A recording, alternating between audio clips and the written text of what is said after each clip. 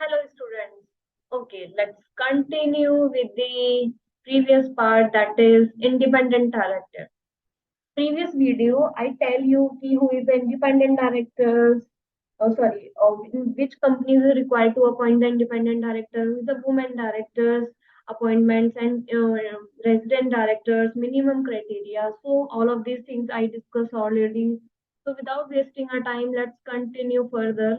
That is the who can be an independent director. Okay, अब हमने company के point of view से तो देख लिया कि कौन कौन लाइक इन कंपनीज को क्राइटेरिया फुलफिल करना चाहिए, either women director related, independent director related. अब हमें ये देखना है कि who can be a independent director. I know it's a थोड़ा like very lengthy part, but no it's okay, we will do it. Okay, let's start. Who can be a independent director? Independent director कौन होना चाहिए? Independent director कोई भी हो सकता है, लेकिन ना तो वो मैनेजिंग डायरेक्टर हो, ना वो होल टाइम डायरेक्टर हो, ना वो नॉमिनी डायरेक्टर होना चाहिए। मतलब in if you want to become independent director, आप ना तो मैनेजिंग डायरेक्टर होने चाहिए हो, ना इंडिपेंडेंट डायरेक्टर, ना ही नॉमिनी डायरेक्टर।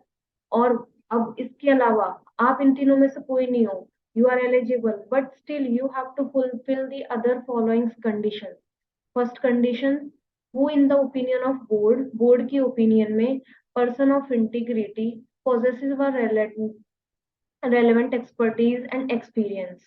इट मीन्स आप बोर्ड के ओपिनियन में person of integrity and possessive और रेलेवेंट एक्सपर्टीज एंड एक्सपीरियंस, जिसके लिए आपको मतलब अपॉइंट करा जाएगा, ठीक है। But in case of the government company, board substituted by the ministry or department of central government which is administratively in a charge of company। मतलब इन case of a government company, companies में तो board देखेगा कि हाँ आप integrity है, आपके अंदर एक्सपर्टीज है, लेकिन in case of a government company वहां बोर्ड नहीं, वहां मिनिस्ट्री चेक करेगी, डिपार्टमेंट चेक करेंगे, yes this particular person is eligible to appoint as a independent director. Okay, so let's continue further. और क्या क्या कंडीशंस हैं एक इंडिपेंडेंट डायरेक्टर को अपॉइंट करने की? अब यहाँ पे आ जाते हैं, थोड़ा सा कंफ्यूजिंग पार्ट है, बट यस हम इसको भी कंप्लीट करेंगे। अरे यार फाइनल में आ गए, ये छोटी बात थोड़ी है, अब इसको भी कर लेंगे, don't worry. None of whose relative, मतलब ये आपके बारे में बात नहीं है, आपका जो रिलेटिव है इनमें से कोई भी कंडीशन उसने नहीं कर रखी हो। इफ अगर कोई भी कंडीशन कर रखी है, मतलब वो क्राइटेरिया मीट कर रहा है इनमें से कोई भी एक कंडीशन की, तो इसका मतलब आप खुद इन एलिजिबल हो क्या to appoint as a independent director. अब ये चार कंडीशन कौन कौन सी है? फर्स्ट कंडीशन, उस कंपनी में उसकी होल्डिंग, सब्सिडरी, एसोसिएट कंपनी में पिछले दो इमीडिएटली प्रीसीडिंग फाइनेंशियल ईयर और करंट फाइनेंशियल ईयर, मतलब दो पिछले साल अलग है, करंट फाइनेंशियल ईयर अलग है, में आप रिलेटिव नहीं होने चाहिए। However, none of whose relative in a company in a financial year, however relative may hold the security or interest in a company of a face value not exceeding the 50 lakh or 2% of the paid up share capital of a company or its holding company, subsidiary company, or such sum higher as may be prescribed। जो prescribe है we have to follow the rule, but आपके relative ने company में ना तो security hold कर रखी हो, ना कोई इंटरेस्ट, ना ही उसकी कंपनी में, ना ही उसकी होल्डिंग में, सब्सिडी में, एसोसिएट में पिछले 2 सालों में या फिर करंट फाइनेंशियल ईयर में। बट हाउएवर आप ये अमाउंट होल्ड कर सक आपका रिलेटिव ये अमाउंट होल्ड कर सकता है, आप नहीं, आपका रिलेटिव कितना? 50 लाख रुपए तक, या फिर 2% of the paid up share capital, not authorise share capital. You have to be clear with the concept. Students यहाँ से ही एमसीक्यू बनते हैं और वर्ड्स के साथ प्ले करा जाता है। It's a paid up share capital का 2%, ना कि ऑथराइज शेयर कैपिटल का। तो बी अलर्ट कि आपको क्या देखना है। तो अब आप बनने वाले हो इंडिपेंडेंट डायरेक्टर, लेकिन कंडीशन दी हुई है आपके रिलेटिव से रिलेटेड अब ये चारों जो कंडीशन आपको रिलेटिव को लेकर है, पहली कंडीशन क्या है कि आपके रिलेटिव ने कंपनी में शेयर्स होल्ड ना कर रखी हो, सिक्योरिटी होल्ड ना कर रखी हो, ना ही उसकी होल्डिंग में, सब्सिडरी में, एसोसिएट में पिछले 2 सालों में या फिर करंट फाइनेंशियल ईयर में। बट उसने कंडीशन दी कि हाँ इतना रिलेटिव होल्ड कर सकता है। अब इसमें आप नहीं, आप अपने ऊपर, सपोज दैट आपके ऊपर कोई क्राइटेरिया आ रहा है कि हाँ 30 लाख की अमाउंट होल्ड कर रखी है, 1% है पेड अप शेयर कैपिटल का, आप डिस्क्वालीफाई हो। बट आपका रिलेटिव होल्ड करता है, then you are eligible for appointment as an independent director. Okay, so 50 lakh, 2% of the paid up share capital, तो जो दोनों में है, आप उसको लाइक कंसिडर करो, and you will be eligible. If it is a less, you are not eligible if it is a more. ठीक है। इज इंडेटेड, आपके रिलेटिव ने जिस कंपनी में आपको अपॉइंटमेंट बोला है, उस कंपनी में या उसकी होल्डिंग में, सब्सिडरी में, एसोसिएट में, या उनके प्रमोटर को, डायरेक्टर को, एज में भी प्रेस्क्राइब, प्रेस्क्राइब अमाउंट क्या है, 50 लाख, पिछले 2 सालों में या फिर करंट फाइनेंशियल ईयर में कोई इंडेट ना दिया हो। मतलब कि कंपनी को 50 लाख रुपए से ज्यादा का लोन ना दिया हो, तभी आप एलिजिबल हो पिछले 2 सालों में या फिर current financial year. Okay, let's continue. ना तो आपने गारंटी दी हो, ना ही सिक्योरिटी दी हो, in connection with indebtedness of any third party to the company, जिस कंपनी में आप अपॉइंट होने वाले हो, या फिर इसकी होल्डिंग कंपनी, सब्सिडरी, एसोसिएट या उसके प्रमोटर को या डायरेक्टर को। अमाउंट कितनी है, 50 लाख। सी, फर्स्ट केस में 50 लाख, सेकंड में भी 50 लाख, थर्ड में भी 50 लाख। बट फर्स्ट में क्या है, 2% of the paid up share capital, बस ये डिफरेंस है। और सब में टाइमिंग ड्यूरेशन सेम है, two previous year current financial year, two previous year current financial year, two PY and current financial year. ठीक है। तो ये हो गए 3 कंडीशन। अब आ जाते हैं, has any other security transaction और रिलेशनशिप विद द कंपनी। किसका, रिलेटिव का, आपका नहीं, रिलेटिव का कोई भी ट्रांजेक्शन या फिर रिलेशनशिप कंपनी के साथ नहीं होना चाहिए, ना ही उसकी सब्सिडरी के साथ, ना ही होल्डिंग के साथ, ना ही एसोसिएट के साथ, अमाउंटिंग टू 2% भी है, तब भी आप डिस्क्वालीफाई हो। लेकिन अगर 1.99 है, तब आप क्वालिफाई हो। 2% और more of its gross turnover. अब ये किसकी टर्नओवर है, कंपनी की, मतलब कंपनी की टर्नओवर के 2% से ज्यादा का कोई ट्रांजेक्शन ना हुआ हो, सिंगली या फिर in combination with the transaction जो कि रेफर करी गई है। मतलब इन तीनों के सम का भी 2%, या तो हम सिंगल ट्रांजेक्शन देखेंगे, या फिर इन तीनों का कॉम्बिनेशन जो है वो भी 2% से ज्यादा का नहीं होना चाहिए। अगर इनमें से कोई भी कंडीशन फुलफिल नहीं हो रही है, इट मीन्स कि आप एलिजिबल हो इंडिपेंडेंट डायरेक्टर बनने के लिए। ओके, लेट्स एक बार रिपीट करते हैं। आपका रिलेटिव कंपनी में या फिर सब्सिडरी में या फिर उसकी होल्डिंग में या फिर एसोसिएट में पिछले करंट ईयर या फिर प्रीवियस ईयर के 2 साल, प्रीसीडिंग 2 इयर्स, 50 लाख तक के ना तो शेयर खरीदे हो, ना फिर, या फिर 2% of paid up share capital के शेयर्स होल्ड करे हो, तो एलिजिबल है। बट सॉरी, रिलेटिव होल्ड कर सकता है, सॉरी सॉरी माय मिस्टेक, एक प्रोविजन गलत बता दिया। रिलेटिव होल्ड कर सकता है 50 लाख रुपए तक, और 2% of the paid up share capital. Okay, my mistake, sorry for that. हम इसको एक बार फिर से रिवाइज करते हैं। रिलेटिव होल्ड नहीं करना चाहिए कंपनी में शेयर्स, ना सिक्योरिटी उसकी सब्सिडरी कंपनी, ना ही उसकी होल्डिंग में, ना ही उसकी एसोसिएट कंपनी में। और फिर लेकिन हाँ, रिलेटिव होल्ड कर सकता है, कुछ रिलैक्सेशन दिए हैं, 50 लाख रुपए तक, या फिर हमारी 2% of the paid up share capital of a company, या इसकी सब्सिडरी कंपनी, या फिर उसकी holding company. Okay, but indebtedness के लिए कंडीशन है फुल्ली, ये केस है, sorry my mistake. This is all about the exemption part. Relative may hold the security only up to the 50 lakh और 2% of the paid up share capital. ये प्रिक्योरिटी transaction हो गई, 2% और more of its gross turnover, singly या फिर in combination with the above three, that is share capital, indebtedness, security, means guarantee. Okay, let's continue with the further part, that is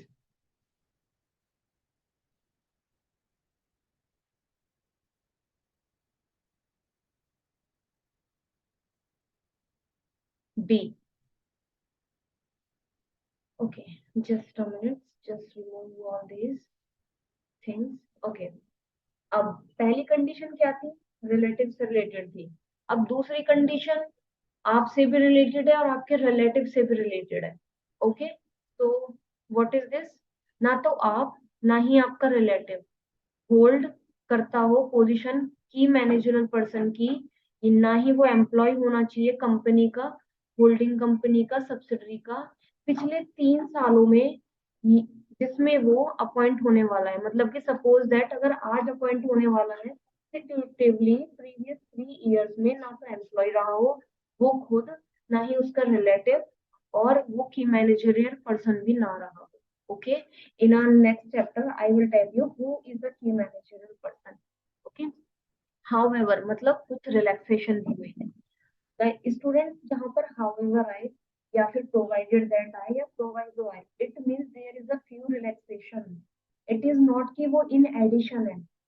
law की language को interpret करना सीखो। however का मतलब यहाँ कुछ रिलैक्सेशन दी हुई है। इन केस ऑफ अ रिलेटिव, ये रिलेटिव के लिए है, अब हिमसेल्फ के लिए नहीं है ये कंडीशन। सिर्फ रिलेटिव को रिलैक्सेशन दी गई है। मतलब रिलेटिव जो एम्प्लॉई है, restrictions under this clause shall not apply for this employment. मतलब रिलेटिव एम्प्लॉय हो सकता है बट वो की मैनेजरियल पर्सन नहीं होना चाहिए। रिलैक्सेशन सिर्फ, अब यहाँ पर हम देखते हैं ना तो वो खुद ना उसका रिलेटिव की मैनेजरियल पर्सन हो, ना ही एम्प्लॉय हो कंपनी में, ना ही उसकी होल्डिंग में, सब्सिडी में भी, एसोसिएट में भी, प्रीसीडिंग 3 इयर्स।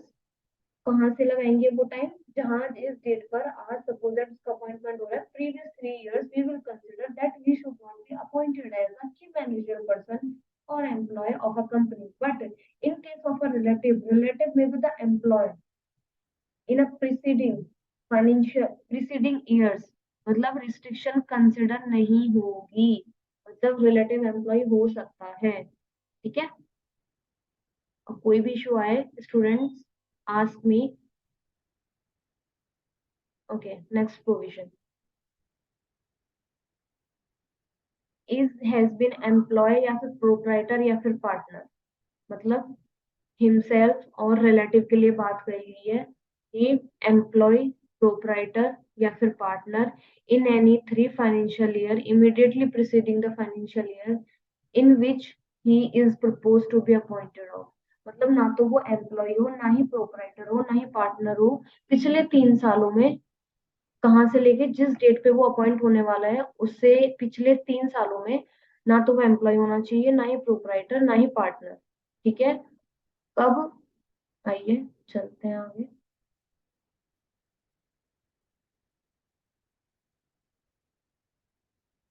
फर्म का, ना तो वो एम्प्लॉय होना चाहिए, कम या ना वो प्रोप्राइटर होना चाहिए, और ना ही वो पार्टनर होना चाहिए।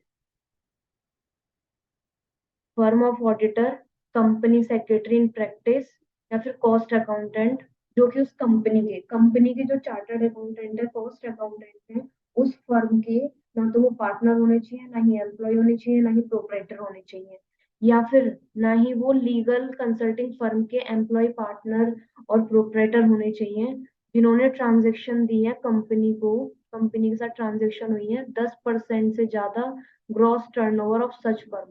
वहाँ कंपनी की मतलब टर्नओवर नहीं लगेगी, यहाँ पे जो ये कंसल्टिंग फर्म सर्विसेज दे रही है ना उन कंपनियों को, उसकी टर्नओवर के 10% से ज्यादा की ट्रांजेक्शन नहीं होनी चाहिए।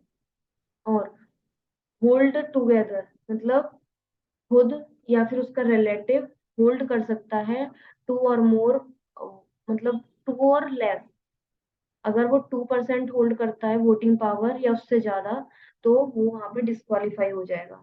या फिर ना तो वो खुद, ना ही उसका रिलेटिव चीफ एग्जीक्यूटिव या फिर डायरेक्टर किसी ऐसी नॉन प्रॉफिट ऑर्गेनाइजेशन का जो कि रिसीव करती है 25% से ज्यादा ऑफ इट्स रिसीव्ड, यहाँ पे एनजीओ की रिसीट्स का टर्नओवर का टोटल का 25% लिया जाएगा उस कंपनी से जिस कंपनी में वो अपॉइंट होने वाला है। एनी प्रमोटर ने दिया ना हो, ना ही डायरेक्टर ने, ना ही होल्डिंग कंपनी ने, सब्सिडरी ने, जो कि दैट होल्ड करती है 2% और more voting power of the company. अब देखिए सिंपल सा प्रोविजन है, ना तो वो खुद, ना उसका रिलेटिव क्या मतलब पार्टनर होना चाहिए, प्रोप्राइटर भी नहीं होना चाहिए, ना ही एम्प्लॉय होना चाहिए उन फर्म का जिस फर्म ने ऑडिटिंग या फिर कंपनी सेक्रेटरी या फिर कॉस्ट अकाउंटेंट ने सर्विसेज प्रोवाइड करी है, ठीक है। और ना ही उन लीगल फर्म का, कंसल्टिंग फर्म का, जो कि सर्विसेज ट्रांजेक्शन करती है बिटवीन दी कंपनी या फिर उनकी holding company, subsidiary company, associate company 10% से ज्यादा, तो वहां पर वो डिसेबल हो जाएगा। और ना ही वो उन एग्जीक्यूटिव या फिर डायरेक्टर होने चाहिए उन एनपीओ से जो कि रिसीव करती है fund 25% of his gross receipt it's gross receipt from the company या प्रोमोटर से या फिर सब्सिडरी से या फिर उनकी होल्डिंग से, या फिर वो एनजीओ 2% होल्ड करती है वोटिंग पावर कंपनी का, तो वहां पर उस केस में क्या होगा, वहां पर वो लोग एलिजिबल नहीं है।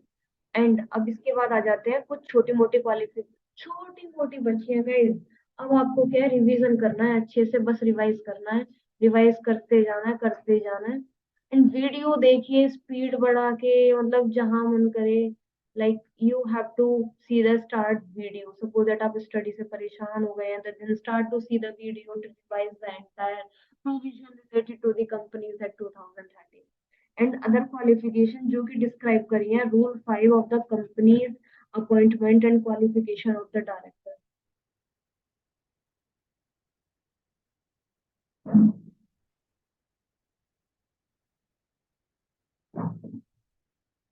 This is the other qualification. Students ये आप खुद से पढ़ लेना,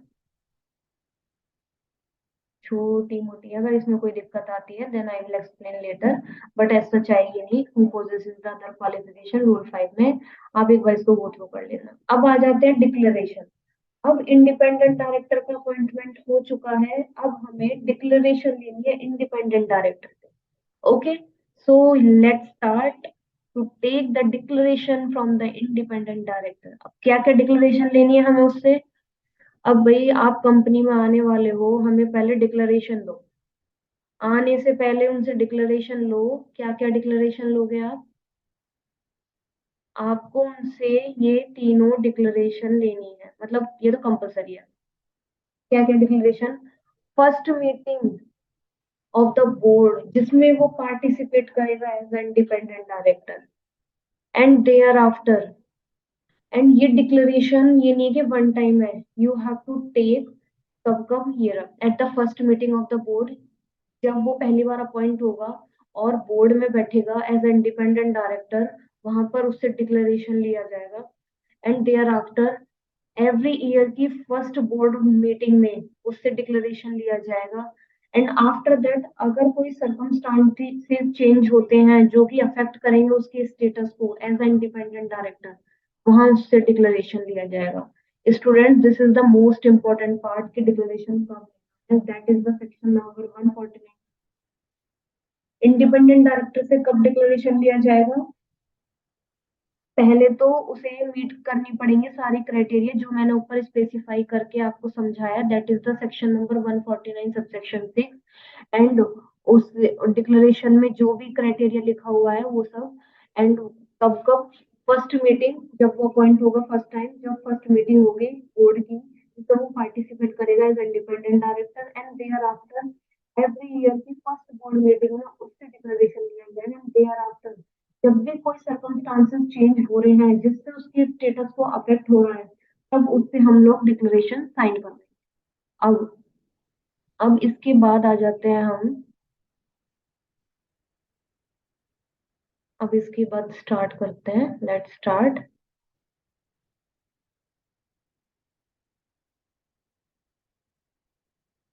okay, let's start. Code of direct independent, independent director से अलावाइड एज डिगाइड शेड्यूल 4 एज गाइडेंस, उसकी ड्यूटीज फंक्शंस ये सब उसे बताए जाएंगे कि आपका क्या काम है, क्या रोल है, ये सब चीजें उसको डिफाइन करी जाएंगे। अब आ जाता है remuneration of independent director, that is the most important, most important. Okay, so let's start with the remuneration part. Remuneration of independent director, independent director को रेम्युनरेशन में क्या क्या मिल सकता है। notwithstanding anything contained in the other provision of this act, but subject to the provision of section 197 and 198. Section 197 and 198 के provision independent director पे applicable होंगे, ठीक है, एंड वो हम लेटर ऑन डिस्कस करेंगे जब रेम्यूनरेशन वाला चैप्टर आएगा। इंडिपेंडेंट डायरेक्टर को स्टॉक ऑप्शंस नहीं मिलेंगे। Independent director shall not be entitled to any stock option. Students, mark my words, this is the very important part. Independent director shall not be entitled to any stock option and may receive the remuneration by way of fees, okay, जो कि specify करी गई है section 197 subsection 5। Remuneration of expenses, board में आने के expenses, other meetings हो रही है वहां उसके एक्सपेंसेस, तो उनका रिइंबर्समेंट क्लेम कर सकते हैं। Profit related commission as may be approved by the member, means independent director is not eligible to any stock option। Independent director को स्टॉक ऑप्शंस नहीं मिलेंगे, बट इंडिपेंडेंट डायरेक्टर को रेमुनेशन के वे में क्या क्या मिलेगा कि फीस जो कि प्रोवाइडेड करी जा रही है सेक्शन 197 सबसेक्शन 5, या फिर रियम्बर्समेंट कर सकता है वो जो भी हमारे उसके खर्चे हो रहे होंगे मीटिंग के पार्टिसिपेट करने में, मीटिंग के आने में जाने में, फ्यूल का खर्चा, टैक्सी का खर्चा जो भी है वो रियम्बर्स कर सकता है। And profit related commission also as may be जो भी मेंबर्स ने अप्रूव करा होगा, जो अप्रूव्ड अमाउंट है सिर्फ उसके लिए एलिजिबल है, उससे एक्सेस अमाउंट के लिए independent director is not at all eligible. This is all about the independent sorry director. अब आ जाते हैं टेन्योर के बारे में। अब आ जाते हैं टेन्योर के बारे में students. Yes, discuss about the एक main important point that is sitting fees. एक मिनट में इसको डिस्क्राइब करना भूल गई। दैट इज द रूल 4 में डिस्क्राइब करा गया है sitting fees. Sitting fees required to be paid to an independent director shall not be less than the sitting fees which is payable to the other director। Sitting fees हमेशा जो other director को पे करी जा रही है वह independent director को पे करी जाएगी, उससे कम। सपोज दैट अदर डायरेक्टर को, फुल टाइम डायरेक्टर को पे करा जा रहा है 1 लाख रुपए का और इंडिपेंडेंट डायरेक्टर को 20,000। This is not right way, it is totally contravention. मतलब अगर 1 लाख आप फुल टाइम डायरेक्टर को दे रहे हो तो इंडिपेंडेंट डायरेक्टर को भी आपको 1 लाख रुपए की सिटिंग फीस पे करनी पड़ेगी। So this is all about the sitting fees. Sitting fees should be equal to each and every director, doesn't matter they are executive, non executive director, nominee, independent director, it is not at all important, okay। sitting fees should be paid equally to each and every director। now tenure, this is the most important part students। let's start।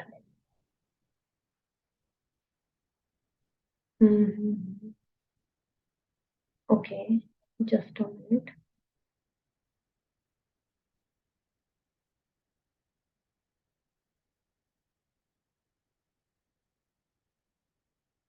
tenure section 149 subsection 10 and section 149 subsection 11।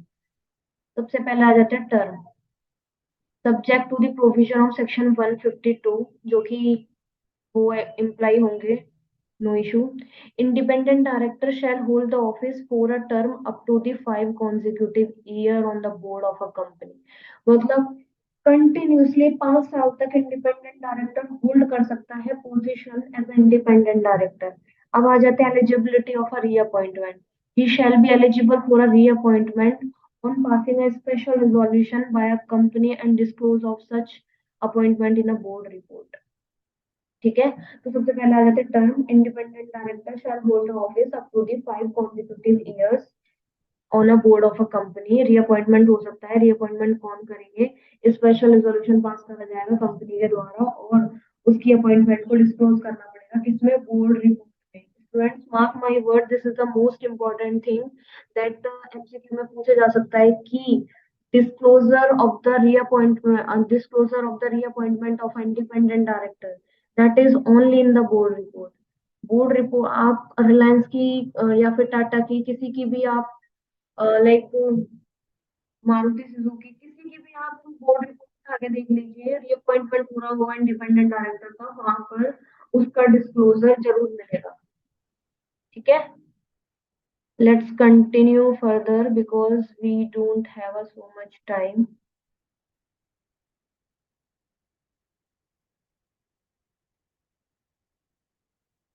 now. First proviso to the section 169 subsection 1, independent director अगर reappointed करा गया है second term के लिए, वो remove करा जा सकता है only by passing a special result. Okay, that is according to the first proviso. ठीक है, आगे 169 पढ़ोगे तो वहां पे इसका लिंकेजेस में आपको बता दूंगी। अगर इंडिपेंडेंट डायरेक्टर का रीअपॉइंटमेंट है और अगर उसका रिमूवल होना है तो रिमूवल सिर्फ स्पेशल रिजोल्यूशन से होगा, ऑर्डिनरी रिजोल्यूशन से उसका रिमूवल नहीं होगा। ठीक है, तो क्योंकि ऑब्वियसली भी बात है ना, जब उसका रीअपॉइंटमेंट करा गया, रीअपॉइंटमेंट में हमने कब रीअपॉइंटमेंट कैसे करा, उसका एसआर पास करके करा, एसआर पास करके उसकी रीअपॉइंटमेंट हुई, और ऑब्वियस सी बात है अब अगर आप उसे हटाना चाह रहे हो, रिमूवल कर रहे हो उसका, तो you should pass the SR. अब मेंबर्स को भी तो रीजन स्पेसिफाई करना पड़ेगा ना कि आप क्यों उसको हटाना चाह रहे हो, तो इसके लिए क्या है, बोर्ड रिजोल्यूशन, सॉरी, एसआर पास करना पड़ेगा। अब limit on holding the office, अब आ जाते हैं limit on holding the office. एक इंडिपेंडेंट डायरेक्टर दो कॉन्जिक्यूटिव टर्म से ज्यादा अपना ऑफिस होल्ड नहीं कर सकता, मतलब कि एक कॉन्जिक्यूटिव टर्म में 5 साल हो गए, मतलब 5 साल एक टर्म, 5 साल एक टर्म, तो ये हो गए दो कॉन्जिक्यूटिव टर्म, तो मतलब टोटल हो गया 10 साल। बट हम उसे ऐसे स्टडी नहीं करेंगे, हम उसे दो कॉन्जिक्यूटिव टर्म बोलेंगे। तो एक इंडिपेंडेंट डायरेक्टर होल्ड नहीं कर सकता office for more than 2 consecutive. ठीक है, अब कूलिंग ऑफ पीरियड मतलब कितने टाइम तक उसका अपॉइंटमेंट नहीं हो सकता। He shall not be eligible for appointment for 3 years from the expiry of ceasing to be an independent director. Suppose that आज से उसकी सारी मतलब रीअपॉइंटमेंट सब एक्सपायर हो गई, तो आज से 3 साल तक वो कंपनी में डायरेक्टली इनडायरेक्टली इन्वॉल्व नहीं रहेगा। After, yes, he shall be appointed. Okay, अब आ जाते हैं नेक्स्ट पे। I think this is all about liability.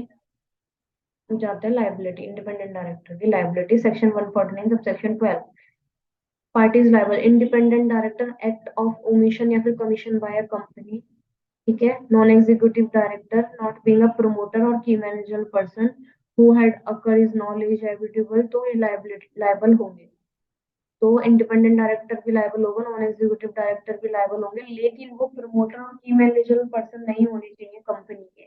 ठीक है, और उन्होंने ये एक्ट करे हैं तो they will be liable for paying the जो भी ड्यूज जो भी होगा तो इम्पोज करा जाएगा। अब आ जाओ रिटायरमेंट बाय रोटेशन। तो इंडिपेंडेंट डायरेक्टर पर रिटायरमेंट ऑफ डायरेक्टर के प्रोविजन, रोटेशन के प्रोविजन एप्लीकेबल नहीं होंगे। इंडिपेंडेंट डायरेक्टर पर रोटेशन के प्रोविजन एप्लीकेबल नहीं होंगे। This is all about the retire rotation.